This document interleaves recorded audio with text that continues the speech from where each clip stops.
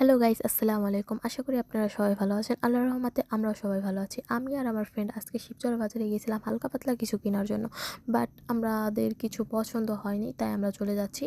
আমরা দোকান থেকে কিছু নিয়েছি খাবার, নিয়েছি বাসায় যেয়ে খাবো আর দুজন মিলে গল্প করব। এই চাচ্চুটা খুব সুইট ছিল, আমাদের সাথে খুব মজার মজার গল্প হচ্ছিল আর আমাদের হাসা ছিল।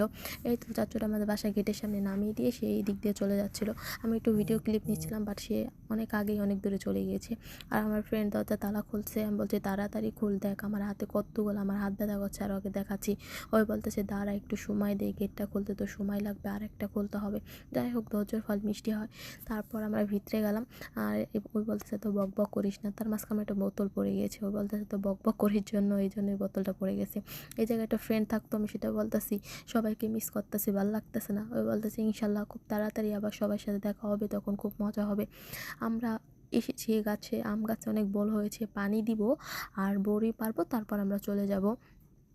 তারপর একটু খাবারও খাবো। তারপর যেমন ওইটা এখানে রাখলো, বাট লাভ হলো না, পড়ে গেলো। আমি বললাম তো সামনে কাজ থাকলে কর, আমি এটা তুলে রাখছি। আমি আবার এটা তুলতে গেলাম, আমি আবার বুঝতে পারিনি পলিটা ছিঁড়া ছিল। যাই হোক, খুব বিরক্ত বোধ হচ্ছিলাম, তারপর রাখলাম তুলে। কি আর করার, খাবার জিনিস ফেলে তো আর দেওয়া যাবে না। আর আমি দেখতেছি তিনোটা দরজা লক করা, আমি বলতেছি দেখ তিনোটা দরজা লক করা, খারাপ লাগতেছে, আগে সবাই মিলে খুব মজা করতাম, এখন কেউ নাই। ওই বলতেছে ইনশাল্লাহ খুব তাড়াতাড়ি আবার দেখা হবে, পরের মাসে আবার সবাই মিলে এনজয় করতে পারবো একসাথে। আমি বলতেছি মনে হয় কারেন্ট নাই, তাই হলো, সত্যিই রুম অন্ধকার। না আমি বললাম দেখি ভিতরে আইপিএসে চার্জ আছে নাকি, না থাকারই কথা, কারণ বাসায় কোনো মানুষ নেই। আমি সুইচ অন করে দেখি সত্যিই আইপিএসেও চার্জ নেই। তারপর বললাম ব্যালকনি ও পাশে জানালা মোনালা খুললে অনেক বাতাস আসবে, আলো আসবে, তখন ভালো লাগবে। তারপর আমি আবার বাইরে চলে গেছিলাম, কারণ একটা বোতল পড়ে গিয়েছিলো, ওটা আনার জন্য আবার রিটার্ন ফেরত আসলাম। তারপরে বললাম এত বক বক করে গলা ব্যথা হয়ে গেছে, একটু খাবার পানি বের কর। তারপর বের করলাম।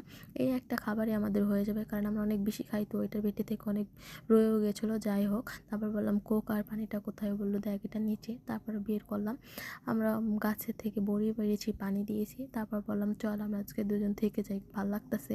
ওই বলতে সত্যি খুব মজা লাগতেছে। তো তারপরে আবার ভাবলাম না, দুজন মেয়ে মানুষ থাকবো। ওই আবার খুশিতে হাত পা ছড়ে নাচছিল, সেটার একটু ক্লিপ নিলাম। তারপরে দেখেন আমাদের এই জায়গা অগোছালো সব, তারপরেও কিছু করার একটু অ্যাভয়েড করবেন, কারণ বাসায় থাকা হয় না, 1 মাস যাবত নেই কেউ। তারপর আমি একটু আসা যাওয়া করে দেখি। টাটা, আল্লাহ হাফিজ, টেক কেয়ার, ভালো থাকবেন।